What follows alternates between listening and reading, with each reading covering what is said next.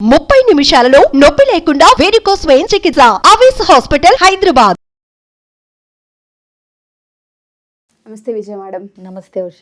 చాలా మందికి పాస్ట్ అనేది ఉంటూ ఉంటుంది, బట్ కొంతమంది ఓవర్కమ్ అయి జీవితంలో ముందుకు రాగలుగుతారు, జీవితాన్ని ఇంకా అందంగా తీసుకోగలుగుతారు.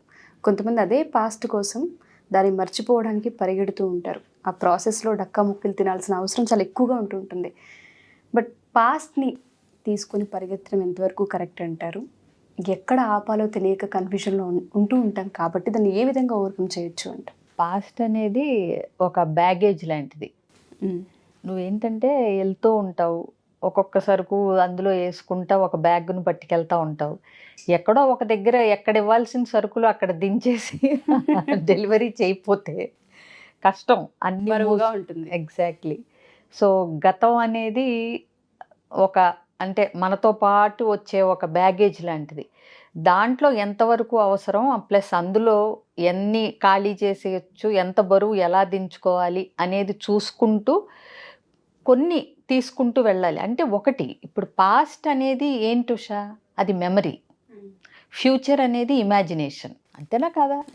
గతంలో జరిగింది నీకు ఒక మెమరీ, అది గుర్తు, జ్ఞాపకం. అది మంచిదా చెడ్డదా అన్న దాన్ని బట్టి నీకు అది గుర్తు రావటం, నిన్ను హాంట్ చేయటం, అది నీకు అంటే మోయలేనంత బరువు కింద నువ్వు మార్చుకుంటున్నావు దాన్ని, ఆ జ్ఞాపకాన్ని. అవునా? సో అంటే ఏంటి, నీ థాట్స్ మీద, నీ ఎమోషన్స్ మీద నీకు కంట్రోల్ లేనట్టు.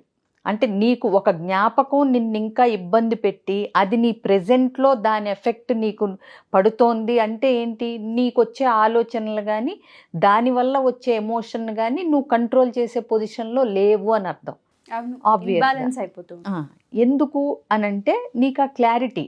ఓకే, సో అసలు నువ్వు పాస్ట్ని గనక ఇంకా దానివల్ల ఇబ్బంది పడుతున్నావా లేదా అని చెక్ చేసుకోవాలంటే కూడా ఒక 2-3 నువ్వు క్వశ్చన్లు వేసుకోవచ్చు నీకు. ఏ విధంగా అంటే నువ్వు ఇంకా పాస్ట్ని గనక ఆ జ్ఞాపకాలని ఇంకా నీకు అంటే నిన్ను ఇప్పుడు కూడా హాంట్ చేస్తున్నాయి అంటే గుర్తేంటంటే నీ ఎనర్జీ అంతా డ్రైన్ అయిపోతూ ఉంటుంది.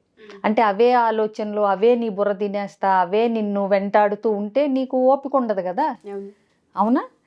సో అంటే ఏంటంటే ఇప్పుడు ఇగ్నిషన్ ఆన్ చేసి వదిలేసిన కారు ఉంది, నువ్వు ఆగావు అయినా అది ఆపలేదంటే ఏమవుతుంది, బ్యాటరీ డౌన్ అయిపోద్ది. అవునా? సో నీ గతం కూడా నిన్నెప్పుడు అట్లా ఆన్లో అంటే అవి ఆలోచనలు ఉంటే నీకు ఎనర్జీ డ్రైన్ అయిపోద్ది, అదొక గుర్తు.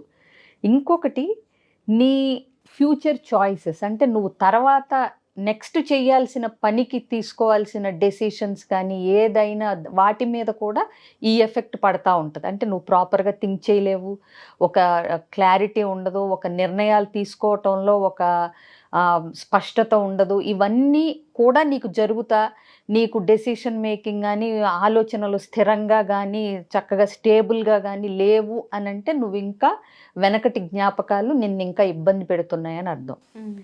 ఇంకోటి ముఖ్యంగా మూడోది ఏంటంటే, నీ వల్ల నీకు తెలియకుండానే వేరే వాళ్ళు కూడా హర్ట్ అవుతూ ఉంటారు. నీకు గతం జ్ఞాపకాలు నువ్వు ఇబ్బంది పడుతూ ఉండటం వల్ల ప్రెజెంట్లో నీతో ఉన్న వాళ్ళు ఎఫెక్ట్ అవుతూ ఉంటారు.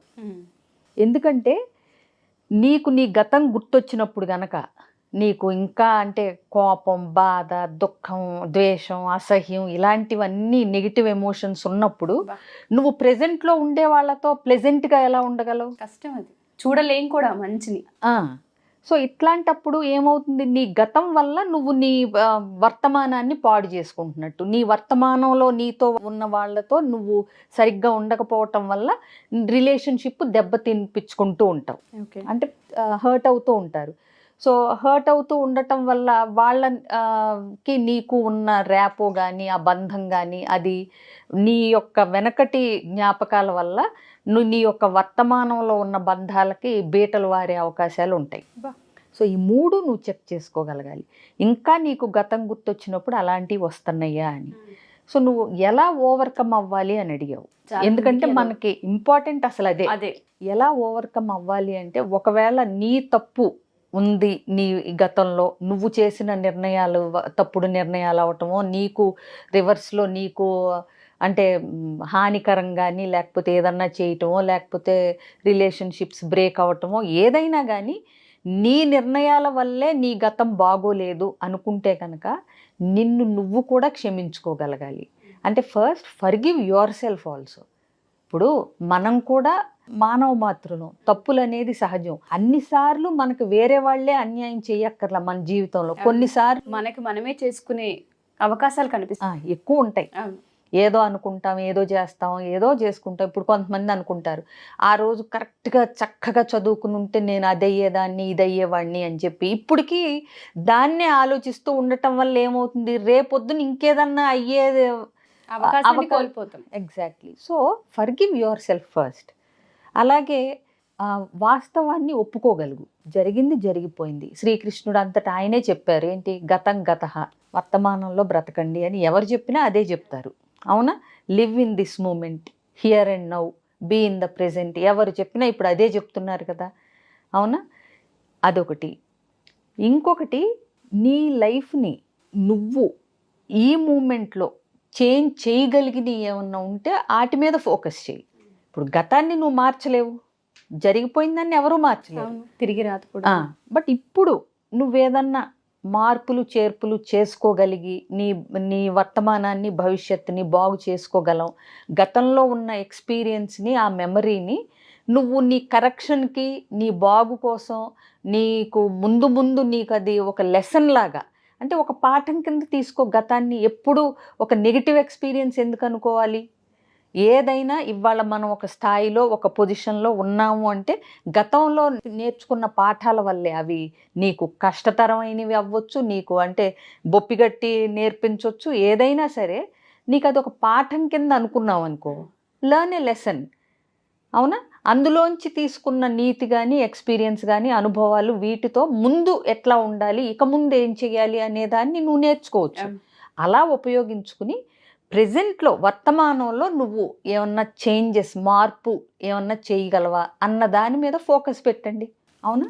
ఇది చేయగలగాలి. ఇంకొకటి, స్టార్ట్ లివింగ్ లైఫ్.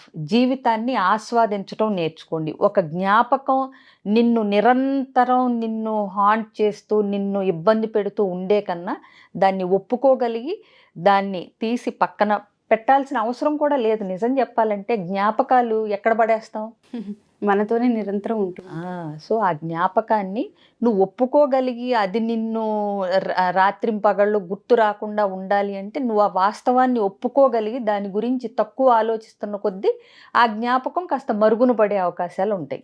మనం నిరంతరం కెలుక్కోకుండా దాన్నే గుర్తు తెచ్చుకుని ఓవర్ థింకింగ్ అంటాం. అవి చేయకుండా ఉంటే ఆ వాటికి అవి ఉంటాయి, మనల్ని ఏమి ఇబ్బంది పెట్టవు. సో స్టార్ట్ లివింగ్ లైఫ్ అంటే ఏంటి, ప్రెజెంట్ మూమెంట్ని, ఈ క్షణాన్ని ఆస్వాదించడం నేర్చుకోండి. ఇంకొకటి, గ్రాటిట్యూడ్, కృతజ్ఞత. ఉన్న వాటికి కృతజ్ఞులుగా ఉండటం అలవాటు చేసుకుంటే ఏ మనిషికైనా ఎంతటి అంటే బాధాకరమైన లేకపోతే ఎలాంటి అనుభవాల నుంచి అయినా మెల్లగా బయటకు వచ్చి హీల్ అయ్యే అవకాశాలు ఉంటాయి. సరే ఇంకా రాలేకపోతున్నారు, నాలాంటి కౌన్సిలర్స్ హెల్ప్ తీసుకుంటే కూడా ఎలా బయటికి రావాలి అనేది కూడా తెలుసుకోవచ్చు. మీరు అన్నట్టుగానే రిలేషన్స్లో మనం ఎక్కువగా చూస్తూ ఉంటాం. కొన్నిసార్లు మనం అనుకోని సంఘటనలు ఎప్పుడైతే ఎదురవుతూ ఉంటుంటాయో మనిషికి తెలియకుండానే అవి మన వెంటే పరిగెడుతూ ఉంటుంటాయి. జీవితం పైన ఇంకా ఏ లక్ష్యం ఉండదు అండ్ హోప్లెస్ అయిపోతూ ఉంటుంటాం. హోప్ని రీక్రియేట్ చేయాలి అన్న కష్టతరంగా మారుతూ ఉంటుంది. అటువంటి వాళ్ళకి కనుక లైఫ్ని మళ్ళీ రీక్రియేట్ చేయాలి అనుకున్న, జ్ఞాపకాలని మర్చిపోలేం కానీ క్యారీ చేస్తూ లైఫ్ని ఎలా ముందుకు తీసుకెళ్ళాలి. ఎగ్జాక్ట్లీ, మర్చిపోలేం కానీ అవి మనతో ఉంచుకుంటూ మనం ఎట్లా వెళ్ళాలి అనేది కనుక టెక్నిక్ నేర్చుకోగలిగితే లైఫ్ అనేది చాలా హ్యాపీగా ఉంటుంటుంది. ఎవరికైనా పర్సనల్గా సెషన్ కావాలి అనుకున్నా, లేదు ఆన్లైన్ త్రూ ఆఫ్లైన్ త్రూ తీసుకుంటాం అనుకున్నా, చాలామంది ఎస్పెషల్లీ మీకు అబ్రోడ్ క్లయింట్సే ఉంటుంటారు, ఇది నేను ఎప్పుడు చెప్పే వాక్యమే, వాళ్ళకి కావాలి అనుకున్నా మనం తీసుకునే అవకాశం ఉంటుంది అంటారు. తప్పకుండా ఉషా. ఎలాంటి online, offline, individual, couple, family therapy ఎలాంటివి కావాల్సిన చాలా ఈజీ. స్క్రీన్ మీద కనిపిస్తున్న నెంబర్ కాంటాక్ట్ చేస్తే నా డీటెయిల్స్, అపాయింట్మెంట్ అన్నీ ఫిక్స్ చేసి పెడతారు. ఒక్క ఫోన్ కాల్ దూరంలో ఉన్నట్టు. Thank you ma'am, thank you so much. So ఎవరైనా సరే ఈ ఎపిసోడ్ చూసిన తర్వాత ఎస్పెషల్లీ వైఫ్ అండ్ హస్బెండ్కి సంబంధించి ఎటువంటి ఇష్యూస్ ఉన్నా లేదా పిల్లలకి సంబంధించి పేరెంట్స్కి ఎస్పెషల్లీ చాలా ప్రాబ్లమ్స్ ఉంటుంటాయి, కొన్నిటిని మేము హ్యాండిల్ చేయలేకపోతున్నామని మాట్లాడుతూ ఉంటారు. ఈ మధ్య కాలంలో సూసైడ్స్కి సంబంధించి మనం ఎక్కువగా వింటున్నాం. డిప్రెషన్, యాంగ్జైటీ, స్ట్రెస్, వీటికి సరిగ్గా అర్థం కూడా తెలియని పిల్లలు వాటికి బానిసలయ్యి లోబడి చాలా ప్రాబ్లమ్స్ని క్రియేట్ చేసుకుంటున్నారు. పేరెంట్స్కి ఒకసారి మేము కౌన్సిలింగ్ తీసుకోవాలనుకుంటున్నాం విజయ మేడంతో, పర్సనల్గా మాట్లాడాలనుకుంటున్నామన్నా కింద స్క్రోల్ కాంటాక్ట్ నెంబర్ని కాంటాక్ట్ చేయొచ్చు. అండ్ దాంతోపాటు మా ఎపిసోడ్స్ ఎవరైనా చూస్తే ఎస్పెషల్లీ స్కూల్స్లో ప్రిన్సిపల్స్ కానివ్వండి, టీచర్స్ కానివ్వండి, స్టూడెంట్స్ కానివ్వండి, విజయ మేడంతో సెషన్ కావాలి అనుకుంటే కింద స్క్రోల్ కాంటాక్ట్ నెంబర్ని కాంటాక్ట్ చేస్తే విజయ మేడం టీం మీకు డీటెయిల్స్ అందిస్తారు. Thank you. సుమన్ టీవీలో మీ పర్సనల్ అండ్ బిజినెస్ ప్రమోషన్స్ కోసం కింది నెంబర్కి కాంటాక్ట్ చేయండి.